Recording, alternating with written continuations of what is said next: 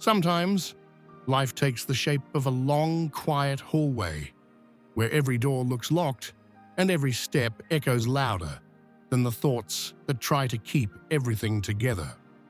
It happens to wake up with that feeling on the skin, as if the world had moved forward while everything else stayed still, frozen in a place that looks nothing like the one imagined years ago. It's a subtle impression, but sharp, almost a voice that never speaks directly, yet makes itself heard every time the light enters the room in a different way, or when an old memory surfaces without being invited. It's that instant when something becomes clear. The plan no longer matches the reality. The idea of not making it doesn't arrive suddenly. It grows in silence, slips through the cracks, watches time slide away, and one day it starts to look like the explanation for everything. This feeling doesn't need tragedies to appear. Sometimes it only takes a small comparison, a random comment, the latest update about someone reaching a milestone that seemed obvious for everyone but yourself. It's as if existence had an invisible blueprint, a shape that is expected to be complete by a certain age. And when the real shape doesn't match that outline, the mind begins constructing a harsh judgment. That's how the idea of being left behind is born. It's not a declared thought, but a quiet discomfort that turns the present into a timed exam, as if every choice made and every step taken no longer counted enough. The truth is that this sensation feels natural only because it was installed. Someone, somewhere, decided that there are right timelines, the right age to understand what you want, the right moment to settle, the perfect stage to build a respectable and recognizable life. It's a script that wasn't written personally, yet gets performed every day, while the mind keeps believing that everyone else is following the schedule perfectly. And when a life doesn't seem aligned with that schedule, the cruel conclusion rises: not having arrived where you were supposed to. But this judgment collapses the moment it's examined up close. The place you are supposed to reach is almost always an image built from expectations absorbed over the years. Families repeating the same story for generations, a society pushing a single model of success, friends and acquaintances who always seem ahead. Everything tightens into one silent question that keeps working in the background. How far am I from becoming who I'm supposed to be? The truth is that the conflict doesn't come from not reaching a certain place. It comes from the fact that that place was imposed. The feeling of failure, in most cases, has nothing to do with the life being lived, but with the distance from an ideal image that doesn't belong to anyone except to the models that keep repeating themselves for decades. It's a gap between reality and expectation, between what exists and what one believes they're supposed to embody. And this creates a very specific kind of pain. Not the pain of losing something, but the pain of believing that not enough has been gained. It's like walking while carrying a weight that doesn't belong to the body, yet still manages to slow down every movement. Because the idea of arriving has always been tied to someone else's approval.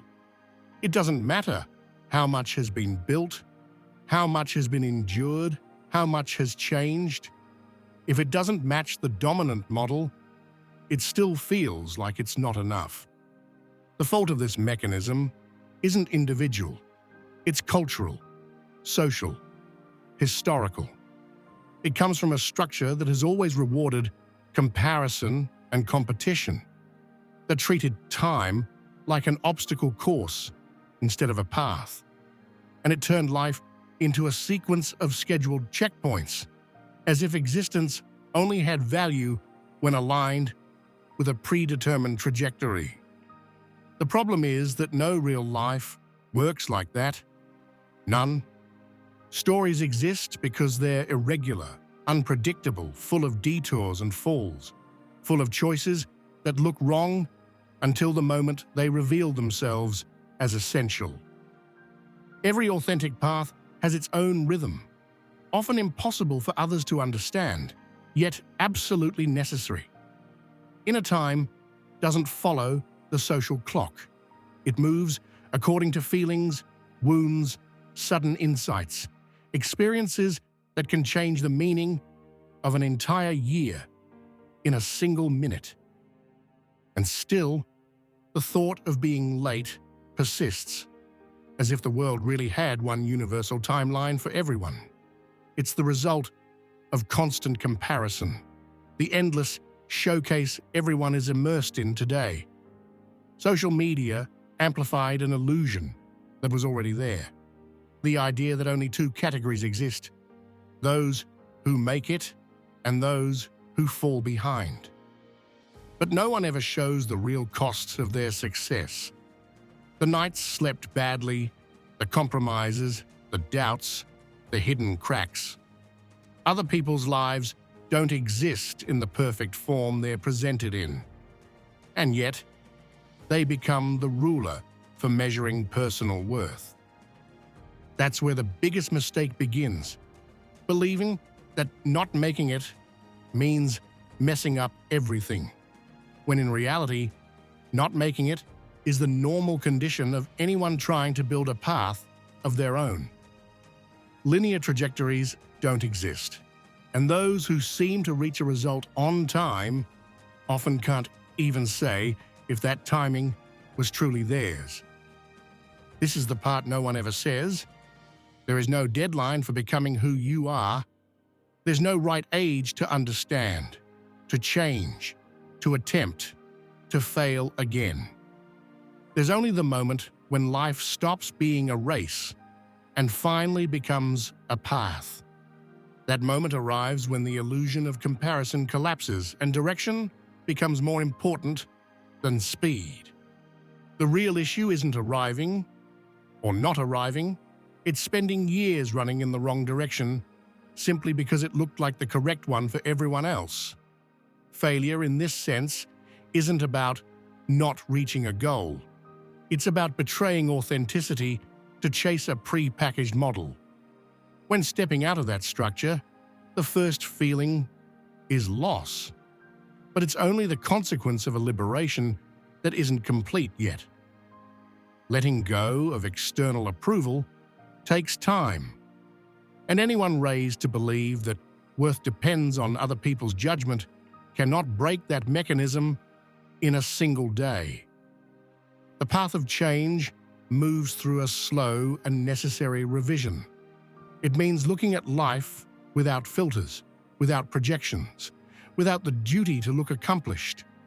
It means stopping the habit of asking what's missing and starting to notice what is actually growing, even if it isn't visible yet. Some transformations work deep underground, like roots no one notices until they turn into trunk, branches, movement. And in that process lies all the dignity the system never recognizes, because the system only rewards what is visible and immediate. Those who feel like they haven't made it are often building something that needs a different kind of time. It's not delay, it's a shift, an alignment with a more authentic part of the self, one that has nothing to do with external models. It's the refusal to become a perfect copy, even if it means walking through years of confusion. Real life almost never unfolds on convenient timelines. It arrives when it's ready to arrive, often much later, when there's finally enough strength to hold it. And that sense of not having reached the place once imagined begins to crumble. Not because everything suddenly works, but because the real mistake reveals itself, believing that one had to arrive somewhere in the first place.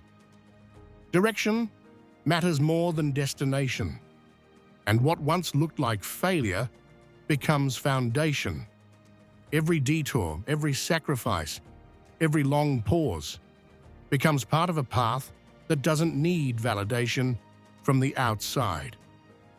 The world will keep demanding milestones and deadlines, will keep classifying, evaluating, measuring. But anyone who chooses to walk in their own direction steps out of that structure, moves through a different terrain where time is no longer an enemy. It becomes a space to inhabit, not a chain to obey. Not making it, then, is not a mark. It's a question. One of those that forces a person to look inward and understand whether the life being carried forward is truly their own. The answers come slowly, almost always in silence, but they bring a clarity that rearranges everything. Everything that once felt useless begins to carry new weight. Every failure reveals itself as a necessary deviation. Every moment of waiting becomes part of a personal rhythm, searching for its opening. That's where the feeling begins to change shape. It's no longer about being late or falling short. It becomes the story of a path that took time to emerge, to find a direction that wasn't imposed. And that process keeps unfolding because there is no final version of oneself. Change continues until the last breath. This is the truth society can't stand. There is no moment where one can declare it's done. There is only the moment where it becomes clear that life cannot be sealed inside a single definition. And in the end, everything comes down to this. The feeling of not having made it is born the moment the wrong measure is used. When that measure is no longer the reference, the world doesn't change, but the way of walking through it does. And the path, finally, becomes one's own.